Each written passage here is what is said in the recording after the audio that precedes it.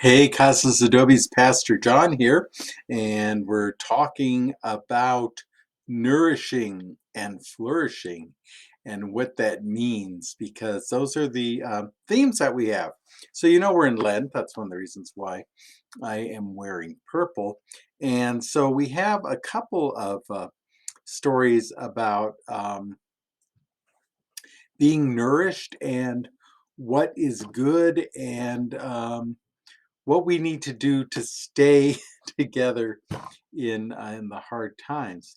And so, in the Gospel of Luke this week, we're talking about a bunch of people who were talking to Jesus about a bunch of people who were hurt a couple of times. There was one who were a bunch of people were killed by King Herod, and they were saying, they were in the temple offering sacrifice, and then they died, and it was because of things that they were doing that they died. Was Herod mixed up their offering and mixed up with their own blood, and Jesus said, "You know what? I Just because these bad things happened, do you think that they were any worse than anyone else? Not at all, because we're all at risk. We all can really be at risk of not flourishing."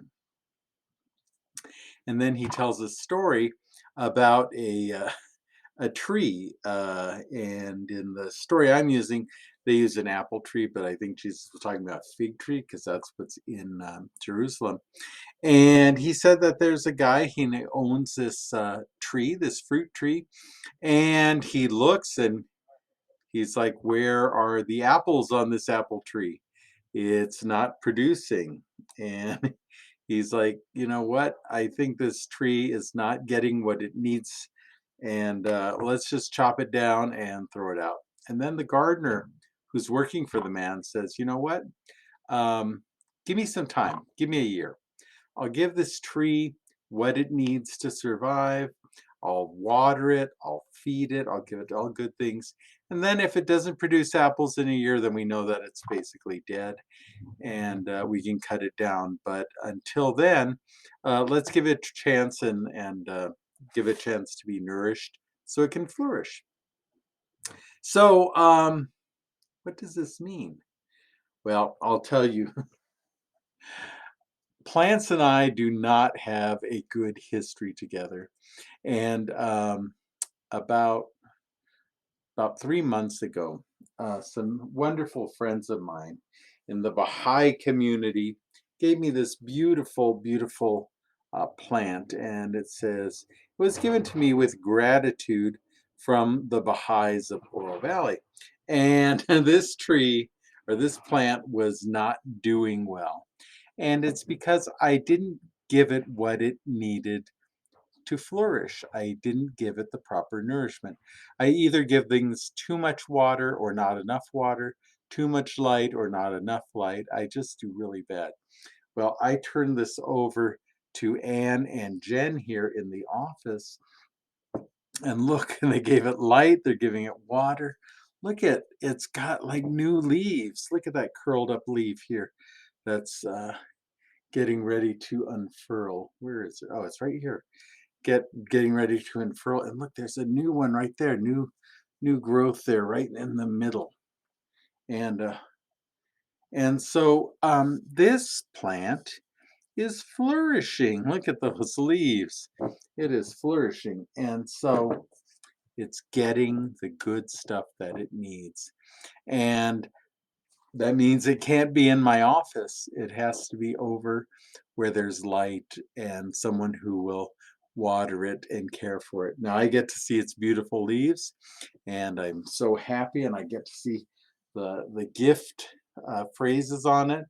But this is flourishing, and that's what we need to do in our own lives.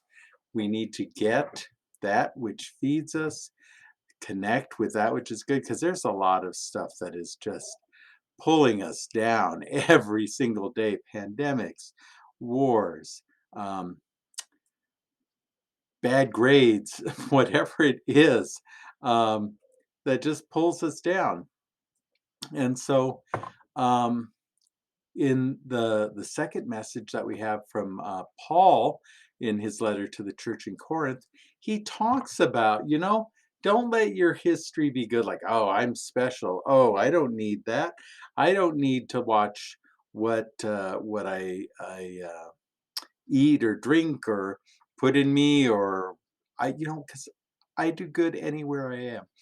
He says, you have to really think about what you are feeding yourself, and not just feeding yourself physically, but feeding yourself spiritually too, because in the long run we all run the same risk if we keep feeding ourselves bad stuff, bad news, complaining all the time, looking for hate in the world, looking for destruction and all these things, and not willing to do anything to help it, but just sit there. It will eat us up.